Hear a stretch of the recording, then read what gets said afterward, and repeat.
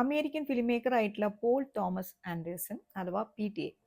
അപ്പോൾ PTA films ഒക്കെ ഓഡിയൻസിൻ്റെ ഇടയിൽ കുറച്ച് ചർച്ചകളൊക്കെ എപ്പോഴും കൊണ്ടുവരുന്ന ഫിലിംസാണ്. ഒരു ലോങ് ഫിലിം കരിയറാണ്. അപ്പോൾ ഒരുപാട് സിനിമകളുണ്ട്. അപ്പോൾ അതിൽ ബൂഗി നൈറ്റ്സ്, അതുപോലെ മാഗ്നോളിയ, ദ വിൽ ബി ബ്ലഡ്, ഇങ്ങനെ ഒരുപാട് ഈ സിനിമകളെ കുറിച്ചിട്ടൊക്കെ തന്നെ അത്യാവശ്യം ഓഡിയൻസിൻ്റെ ഇടയിൽ ക്രിട്ടിക്കൽ അപ്രിസിയേഷനൊക്കെ ഉള്ള സിനിമകളാണ്. കുറച്ച് ചർച്ചകൾ കൊണ്ടുവരാറുണ്ട് PTA ഫിലിംസ്. അപ്പോൾ എനിക്ക് ഏറ്റവും ഇഷ്ടപ്പെട്ട ഒരു PTA ഫിലിം എന്ന് പറയുന്നത് മാഗ്നോളിയാണ്. ഒരുപാട് സ്റ്റോറി ലൈൻസ് ഒരു സിനിമയിലേക്ക് വളരെ വിദഗ്ധമായിട്ട് കൊണ്ടുവന്നിട്ടുള്ള ഒരു സിനിമയാണത്. എനിക്ക് ഏത് സമയത്ത് വേണമെങ്കിലും മാഗ്നോളിയ കാണാൻ പറ്റും. PTAയുടെ ഏറ്റവും ലേറ്റസ്റ്റ് ഫിലിമാണ് വൺ ബാറ്റിൽ ആഫ്റ്റർ അനദർ. അപ്പോൾ ഇത് നമ്മൾ നേരത്തെ പറഞ്ഞ പോലെ തന്നെ ഒരുപാട് ചർച്ചകളിലൂടെ കടന്നു പോകുന്നൊരു സിനിമയാണിപ്പോൾ. ഇപ്പോൾ മോസ്റ്റ്ലി പോസിറ്റീവ് റിവ്യൂസ് ആണ് ഈ സിനിമയെക്കുറിച്ചിട്ട് വന്നിട്ടുള്ളത്. അപ്പോൾ സ്പീൽബർഗ് ഒക്കെ പിന്നെ പോൾ തോമസിനെ നേരിട്ട് വിളിച്ചിട്ട് അപ്രിഷ്യേറ്റ് ചെയ്യുന്നു. മെറ്റാക്രിറ്റിക് പോലെയുള്ള എല്ലാ സിനിമകളെയും വളരെ കാര്യമായിട്ട് വിമർശിക്കുന്ന മെറ്റാക്രിറ്റിക്കൊക്കെ വളരെ വലിയ, അതായത് വളരെ പോസിറ്റീവായിട്ടുള്ള ഒരു റേറ്റിംഗ് ആണ് ഈ സിനിമയ്ക്ക് കൊടുത്തിട്ടുള്ളത്. അപ്പോൾ ഇത്രയൊക്കെ കേട്ട നിലയ്ക്ക് ഈ സിനിമ എങ്ങനെയാണ് എന്നറിയാൻ വേണ്ടി ഞാൻ ഈ സിനിമ തിയേറ്ററിൽ പോയിട്ട് കണ്ടു. അപ്പോൾ എനിക്ക് തുടക്കത്തിലേ പറയാനുള്ള ഒരു കാര്യം എന്താണെന്ന് വെച്ചാൽ, ഈ സിനിമയ്ക്ക് കിട്ടുന്ന ഈ ഒരു അറ്റൻഷൻ എന്ന് പറയുന്നത് കുറച്ച് ഓവർ ഹൈപ്ഡ് ആണ് എന്നാണ് ഈ സിനിമ കണ്ടു കഴിഞ്ഞപ്പോൾ എനിക്ക് തോന്നിയത്. അപ്പോൾ അതിൻ്റെ റീസൺസ് ഒക്കെ നമുക്ക് നോക്കാം. അതായത് ഈ സിനിമയിൽ ഡീൽ ചെയ്യുന്ന ഒരു സബ്ജക്റ്റ് എന്ന് പറയുന്നത് ബേസിക്കലി ഇപ്പോൾ നമുക്ക് പിന്നെ അമേരിക്കയിൽ നടക്കുന്ന ഈ ട്രംപിൻ്റെ ക്രേസി റൂൾ ഉണ്ടല്ലോ, ഓരോ ദിവസവും ഓരോ ലോ ആണ് ഇൻട്രൊഡ്യൂസ് ചെയ്യുന്നത്.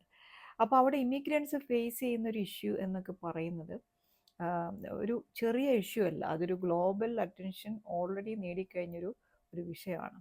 അപ്പോൾ ഇത് വളരെ കാര്യമായിട്ട് ഇതിൻ്റെ ഈ സിനിമയുടെ ഫസ്റ്റ് ഹാഫിൽ കൊണ്ടുവന്നിട്ടുണ്ട്. മാത്രമല്ല ഈ ട്രംപിൻ്റെ ഇങ്ങനത്തെ ഒരു റൂളിനെതിരെയൊക്കെ പ്രതികരിക്കുന്ന സിനിമകളൊക്കെ വളരെ കുറവാണ്. ആ നിലയ്ക്ക് ഇതൊരു ചെറിയൊരു പൊളിറ്റിക്കൽ ത്രില്ലർ എന്ന രീതിയിലാണ് സിനിമ വർക്ക് ചെയ്യുന്നത്. അതുപോലെ തന്നെ ഇതിനൊരു ഒരു ഒരു പൊളിറ്റിക്കൽ സ്റ്റാൻഡ് എടുത്തിട്ടുള്ളതുകൊണ്ട് ഈ സിനിമയ്ക്ക് ഒരു ഹിസ്റ്റോറിക് ഇമ്പോർട്ടൻസും ഉണ്ട്. അപ്പോൾ ഇതിൻ്റെ സെക്കൻഡ് ഹാഫിലേക്ക് ഈ സിനിമ പോകുമ്പോൾ ഇതിൽ വേറൊരു സംഭവം കൂടി കൊണ്ടുവരുന്നുണ്ട്. അതായത് റേഷ്യൽ ഡിസ്ക്രിമിനേഷൻ. അതിന് വേണ്ടിയിട്ട് പിന്നെ ഷോൺ പെൻ്റെ ക്യാരക്ടറിനെ എനിക്ക് തോന്നിയത് കൂടുതലായിട്ട് ഉപയോഗിക്കുന്നത് അതിന് വേണ്ടിയിട്ടാണ്. അപ്പോൾ ഇതിൽ ബേസിക്കലി ഇതിൻ്റെ സ്റ്റോറി ത്രെഡ് എന്താണെന്ന് വെച്ച് കഴിഞ്ഞാൽ, ഇതിലൊരു ഫ്രഞ്ച് 75 എന്ന് പറഞ്ഞൊരു റാഡിക്കൽ ഗ്രൂപ്പിനെ കുറിച്ചിട്ടാണ് ഫസ്റ്റ് ഹാഫിൽ പറയുന്നത്. അപ്പോൾ അതിൻ്റെ മെയിൻ മെമ്പേഴ്സാണ് നമ്മളുടെ ബോബ് എന്ന ക്യാരക്ടറായിട്ട് വരുന്ന ലിയോനാർഡോ ഡികാപ്രിയോ, അതുപോലെ തന്നെ ടിയാന ടൈലർ ചെയ്യുന്ന പെർഫീദിയ എന്ന് പറഞ്ഞൊരു ക്യാരക്ടർ. ഈ രണ്ട് ക്യാരക്ടേഴ്സും നല്ല രീതിയിലാണ് ഫസ്റ്റ് ഹാഫിൽ സിനിമയെ കൊണ്ടുപോകുന്നത്. പ്രത്യേകിച്ചും എനിക്ക് തോന്നിയത് PTA ഇതിൽ ചെയ്തിരിക്കുന്നത് പിന്നെ കാപ്രീനൊന്ന് ചെറുതായിട്ടൊന്ന് ടോൺ ഡൗൺ ചെയ്തിട്ട് ടിയാനയ്ക്ക് നല്ല സ്പേസ് കൊടുത്തിരിക്കുകയാണ്. അപ്പോൾ ആ ഒരു സ്പേസ് വളരെ നന്നായിട്ടാണ് ടിയാന യൂസ് ചെയ്തിരിക്കുന്നത്. നല്ല അഭിനയമാണ്, നല്ലൊരു കുറച്ച് നമുക്ക് ഗ്രേസും കുറച്ച് മെസ്മറൈസിങ് ആയിട്ടൊക്കെ തോന്നുന്ന പോലെയാണ് അതിൻ്റെ ഷോട്ടുകളും എല്ലാം. നമുക്ക് ഭയങ്കര അട്രാക്ഷൻ തോന്നും ടിയാനോട് ഈ സിനിമ കാണുമ്പോൾ. ബേസിക്കലി ടിയാനയുടെ സിനിമകളിലൊക്കെ അങ്ങനെ തന്നെ, പക്ഷേ ഇതിൽ കുറച്ചും കൂടിയും ആ ഒരു റെവല്യൂഷണറി മോഡിൽ ടിയാനയെ കാണുമ്പോൾ നമുക്ക് വളരെയധികം ഇഷ്ടപ്പെടും. സെക്കൻഡ് ഹാഫിലേക്ക് പോകുമ്പോഴേക്കും സിനിമ ഇങ്ങനെ ഈ ഫസ്റ്റ് ഹാഫിലൊരു നല്ല പേസിൽ കാര്യങ്ങളൊക്കെ സെറ്റ് ചെയ്ത് ഈ റെവല്യൂഷണറി കാര്യങ്ങളൊക്കെ കാണിച്ച് ഇങ്ങനെ നമ്മളെ വളരെ എൻഗേജിങ് ആയിട്ട് കൊണ്ടുപോകുമ്പോൾ സെക്കൻഡ് ഹാഫിലേക്ക് പോകുമ്പോൾ ഇതിൻ്റെ പേസ് ഷിഫ്റ്റ് സംഭവിക്കും. അതായത് സാധാരണ ഇങ്ങനത്തെ റാഡിക്കൽ ഗ്രൂപ്പിനൊക്കെ സംഭവിക്കുന്ന പോലത്തെ ഒരു ഡിക്ലൈൻ സത്യത്തിൽ ഇതിന് ഈ ഒരു ഗ്രൂപ്പിന് സംഭവിക്കുന്നുണ്ട്. അപ്പോൾ അതിന് റീസൺ ആവുന്ന കാര്യങ്ങളൊക്കെ നമുക്ക് സിനിമ വഴി കാണാവുന്നതാണ്. അപ്പോൾ അത് കുറച്ചും കൂടി നമുക്ക് കുറച്ച് ടച്ചിങ് ആയ രീതിയിലാണ് അത് ചെയ്തിരിക്കുന്നത്.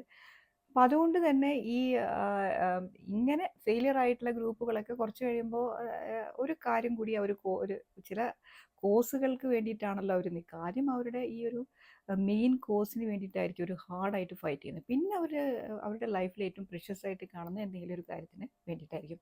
ഈ ഒരു ക്ലീഷേ ലൈനിലേക്ക് ഈ സിനിമ ഇങ്ങനെ ഈ വൺ ബാറ്റിൽ ആഫ്റ്റർ അനദർ എന്ന് പറഞ്ഞ സിനിമ ഇങ്ങനെ ആ ക്ലീഷേ ലൈൻ ഇങ്ങനെ അഡാപ്റ്റ് ചെയ്യുന്നത് കാണാം സെക്കൻഡ് ഹാഫിൽ. അപ്പോൾ അവിടെ വെച്ചിട്ടാണ് എനിക്ക് സിനിമയോട് ഒരു ചെറുതായിട്ട് ഈ പറഞ്ഞ പോലെ ഒരു ചെറിയൊരു പ്രശ്നം വന്നത്. കാരണം വെച്ചിട്ടുണ്ടെങ്കിൽ ആ ഒരു പേസിലേക്ക് പിന്നെ കാര്യങ്ങളൊക്കെ ഇങ്ങനെ ഇൻസേർട്ട് ചെയ്ത് പോൾ തോമസ് ആൻഡേഴ്സൺ ഇങ്ങനെ ഇൻസേർട്ട് ചെയ്ത് വെക്കുന്ന പോലൊരു ഫീൽ എനിക്ക് വന്നു. അപ്പോൾ അത് അത്രയ്ക്ക് അങ്ങോട്ട് ഒരു കണക്റ്റായിട്ട് തോന്നിയില്ല. പക്ഷേ ഇതിൻ്റെ ഇടയിൽ ഇവരെ ക്യാച്ച് ചെയ്യാൻ നടക്കുന്ന ഒരു ക്യാരക്ടറായിട്ട് ഒരു കേണൽ ക്യാരക്ടറായിട്ട് നമ്മുടെ ഷോൺ പെന്നെ ഇൻട്രൊഡ്യൂസ് ചെയ്യുന്നുണ്ട്. അപ്പോൾ ഷോൺ പെന്ന് സെക്കൻഡ് ഹാഫിലേക്ക് കുറച്ചും കൂടി കൂടുതലായിട്ട് യൂട്ടിലൈസ് ചെയ്തിരിക്കുകയാണ്.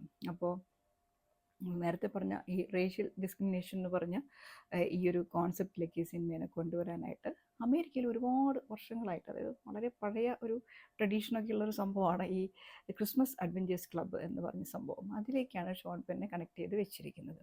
അപ്പോൾ എന്താണ് ക്രിസ്മസ് അഡ്വഞ്ചേഴ്സ് ക്ലബ്ബ് എന്ന് ചോദിച്ചാൽ ഒരു സീക്രട്ട് ഗവൺമെൻറ്റൊക്കെ വർക്ക് ചെയ്യണ പോലത്തെ ഒരു സീക്രട്ട് ഗവൺമെൻറ്റായിട്ട് വർക്ക് ചെയ്യുന്ന ഒരു ലോബിയാണ് എന്ന് വേണമെങ്കിൽ പറയാം. അപ്പോൾ ഇതിൽ ഹൈ എൻഡ് ബിസിനസ്മെൻ, അതായത് അങ്ങനത്തെ ബില്യനേഴ്സ്, അതുപോലെ തന്നെ ടോപ്പ് റിലീജിയസ് ലീഡേഴ്സ്, പിന്നെ അതുപോലെ നമ്മളുടെ ഈ ഇതിൽ നിന്നുള്ള, അതായത് ആർമിയിൽ നിന്നുള്ള ഹൈ എൻഡ് ഒഫീഷ്യൽസ്, അങ്ങനെ ഒരു ഒരു ഒരു ഒരുപാട് ഇങ്ങനത്തെ ഒരു ഹൈ എൻഡ് ആളുകൾ ഉള്ള ഒരു ലോബിയാണിത്. ഇതിൻ്റെ ഉള്ളിലേക്ക് എൻട്രി കിട്ടുക എന്ന് പറയുന്നത് ഒരുപാട് കാര്യങ്ങളൊക്കെയുള്ള, ഒരുപാട് പിന്നെ ബാക്ക്ഗ്രൗണ്ട് ചെക്കും കാര്യങ്ങളൊക്കെ ഉള്ള ഒരു സംഭവമാണ്. അപ്പോൾ ഇതിൽ എന്താ സംഭവിക്കുന്നത് വെച്ചാൽ ഇവർക്ക് ഒരു മിക്സ്ഡ് ബ്ലഡ്, അതായത് ഇതിൻ്റെ ഒരു വൈറ്റ് ബ്ലാക്കായിട്ട് മിക്സ് ചെയ്യുന്നതോ അതുപോലെ വേറെ ഒന്നുമായിട്ട് ഇതിൻ്റെ ബ്ലഡ് മിക്സിങ് ഇവർ അലവ് ചെയ്യില്ല. ഒരു വൈറ്റ് സുപ്രീമസി എന്ന് പറയാം, ഒരു എക്സ്ട്രീം റൈറ്റ് വിങ് എന്നൊക്കെ ഒരു പൊളിറ്റിക്കൽ സ്റ്റാൻഡിൽ നമുക്ക് പറയാവുന്നതാണ്. അപ്പോൾ അതിനെക്കുറിച്ച് കുറച്ച് ഇൻറ്റൻസിറ്റിയോട് കൂടി സിനിമ കാണിക്കുന്നുണ്ട്. പക്ഷേ എനിക്ക് അതിൽ ശരിക്കും പറഞ്ഞാൽ എനിക്ക് തീരെ ഒരു ഡൈജസ്റ്റ് ചെയ്യാതിരുന്ന സംഭവം ഈ സിനിമയിൽ ഫസ്റ്റ് ഹാഫിൽ കൊണ്ടുവന്ന ഈ തീമും സെക്കൻഡ് ഹാഫിലേക്ക് ഇതിലേക്ക് കൂടുതൽ ഓറിയൻ്റ് ചെയ്യുമ്പോൾ വരുന്നൊരു ഡിസ്കണക്റ്റ് ഉണ്ട് സിനിമയായിട്ട്. അത് അതിൻ്റെ ഇടയിൽ ചില പോസ് നമുക്ക് തീർച്ചയായിട്ടും ഫീൽ ചെയ്യും. ആ ഒരു പേസ് ഷിഫ്റ്റ് വരുമ്പോഴുള്ളൊരു പ്രശ്നം എനിക്ക് സിനിമയായിട്ട് വന്നിട്ടുണ്ട്. അപ്പോൾ എനിക്കതാണ് ഷോൺ പെന്നെയൊക്കെ ഒരു ഹാഫ് ബേക്ഡ് ക്യാരക്ടറായിട്ട് വെച്ച പോലെയാണ് എനിക്ക് തോന്നിയത്. കാരണം ഇത് ആ ഒരു ഇമ്പോർട്ടൻസ് കൊടുക്കാനായിട്ട് കുറേ ഇൻസിഡൻസ് ഇങ്ങനെ എടുത്ത് വെക്കുന്ന പോലെയാണ് എനിക്ക് സെക്കൻഡ് ഹാഫിൽ ഫീൽ ചെയ്തത്. പിന്നെ ഈ സിനിമയുടെ ഒരു വലിയ ഓഡിയൻസിനെ അട്രാക്ട് ചെയ്തിട്ടുള്ളൊരു വലിയൊരു കാര്യം എന്ന് പറയുന്നത് നമ്മുടെ പിന്നെ മൈക്ക് ബോമൻ്റെ സിനിമോട്ടോഗ്രാഫിയാണ്. സാധാരണ PTA സിനിമകളിലെല്ലാം തന്നെ സിനിമോട്ടോഗ്രാഫിയിൽ കുറേ എക്സ്പെരിമെൻറ്റ്സ് നടക്കുന്നൊരു സ്പേസാണ്. അപ്പോൾ ഈ സിനിമയിലും അത് നന്നായിട്ട് ചേസിങ് ഷോട്ട്സും അതുപോലെ തന്നെ അമേരിക്കയിലെ ബോർഡർ ലാൻഡുകളൊക്കെയാണ് കാണിച്ചിരിക്കുന്നത്. അപ്പോൾ അതുകൊണ്ട് തന്നെ മെക്സിക്കോ ഒക്കെ വരുന്നുണ്ട്. അപ്പോൾ ആ ഒരു ടെറൈനിലെ കാര്യങ്ങളൊക്കെ നല്ല രസകരമായിട്ടാണ് സിനിമയിൽ നമ്മൾ കാണുന്നത്. വേറൊരു PTA ഫേവറേറ്റ് ആയിട്ടുള്ള പിന്നെ ജോണി ഗ്രീൻവുഡിൻ്റെ ബാക്ക്ഗ്രൗണ്ട് സ്കോറ്, മ്യൂസിക് കംപ്ലീറ്റ് നമുക്ക് ഈ സിനിമയുടെ ഈ ഷിഫ്റ്റിനെ നല്ല രീതിയിൽ ഹൈലൈറ്റ് ചെയ്തിട്ട് കൊണ്ടുപോകുന്നുണ്ട്. ഇതൊക്കെയാണ് സിനിമയെ സെക്കൻഡ് ഹാഫിൽ രക്ഷപ്പെടുത്തുന്നത് എന്ന് ഞാൻ പറയും. അതുപോലെ ആക്ടിങ്ങിൻ്റെ കാര്യം പറയുകയാണെങ്കിൽ എല്ലാവരും നല്ല ആക്ടിങ് തന്നെയാണ്. ഇപ്പം നമ്മൾ നേരത്തെ ടിയാനയെ കുറിച്ചും പിന്നെ കാപ്രിയുടെ റോളിനെ കുറിച്ചും പറഞ്ഞു. പിന്നെ റെജിന ഹോൾ ഒരു നല്ല എന്ത് റോളിൽ വന്നാലും ആ ഒരു കിട്ടുന്ന സമയം നല്ല രീതിയിൽ ഉപയോഗിക്കുന്ന ഒരു ആക്ട്രസ്സാണ് റെജിന ഹോൾ. നന്നായിട്ട് അഭിനയിച്ചിട്ടുണ്ട്. വേറൊരു ന്യൂ കമർ ഉള്ളത് ഇതിൽ വില്ല എന്ന് പറഞ്ഞ കാപ്രിയുടെ മകളായിട്ട് അഭിനയിക്കുന്ന കുട്ടിയാണ്. അപ്പോൾ അത് ചേസ് ഇൻഫിനിറ്റി എന്ന് പറഞ്ഞൊരു നടിയാണ്. അവരും നല്ല രീതിയിലാണ് ഈ സിനിമയിൽ വന്നിരിക്കുന്നത്. അപ്പം ഇങ്ങനെ ആക്ടിങ് ഇങ്ങനത്തെ കാര്യങ്ങളെല്ലാം കൊള്ളാം. പക്ഷേ ഞാൻ പറഞ്ഞല്ലോ, ഈ രണ്ട് തീമുകളൊക്കെ ഈ സിനിമയിൽ കൊണ്ടുവന്നൊരു രീതിയിൽ, ഈ ഫ്യൂഷനിൽ കുറച്ച് ഗ്യാപ്പുകളൊക്കെ ഫീൽ ചെയ്തു. മാത്രമല്ല എനിക്ക് തോന്നിയത് എന്തിനാണ് ഇങ്ങനത്തെ ഒരു സംഭവമായിട്ട് കണക്ട് ചെയ്തിട്ട് ഇത് PTA ചെയ്തത് എന്ന് എനിക്ക് മനസ്സിലായില്ല. ഓഫ് കോഴ്സ് ഇതൊരു പൊളിറ്റിക്കൽ സ്റ്റാൻഡൊക്കെ ഉള്ള സംഭവങ്ങളാണ്. പക്ഷേ സ്റ്റിൽ അതിൻ്റെ ഒരു സെക്കൻഡ് ഹാഫിലേക്ക് വന്നപ്പോഴേക്കും ഈ സിനിമയുടെ എനിക്ക് ആ ഒരു പേസ് തീരെ ഇഷ്ടപ്പെട്ടിട്ടില്ല. പിന്നെ ഇതിനെക്കുറിച്ചിട്ട് ഈ സിനിമയെക്കുറിച്ച് ഓൾറെഡി ഒരു ഓസ്കാർ ടോക്കുകളൊക്കെ നടക്കുന്നുണ്ട്. ഇതായിരിക്കും ഫസ്റ്റ് പിന്നെ ഓപ്റ്റ് ചെയ്യാൻ പോകുന്ന സിനിമ എന്നുള്ള രീതിയിൽ. പക്ഷേ അനോറയ്ക്ക് ഓസ്കാർ കൊടുക്കാമെങ്കിൽ തീർച്ചയായിട്ടും ഏതാണ്ട് ഇമിഗ്രൻസ് ഇഷ്യൂ ഒക്കെ തന്നെയാണ് അനോറയും ഡിസ്കസ് ചെയ്യുന്നത്. അപ്പോൾ ഇതിൽ കുറച്ചുകൂടി ഒരു പൊളിറ്റിക്കൽ സ്റ്റാൻഡോട് കൂടിയിട്ടൊക്കെയാണ് സിനിമ ചെയ്തിരിക്കുന്നത്. ആ രീതിയിൽ ചിലപ്പോൾ കൺസിഡർ ചെയ്യപ്പെടാം.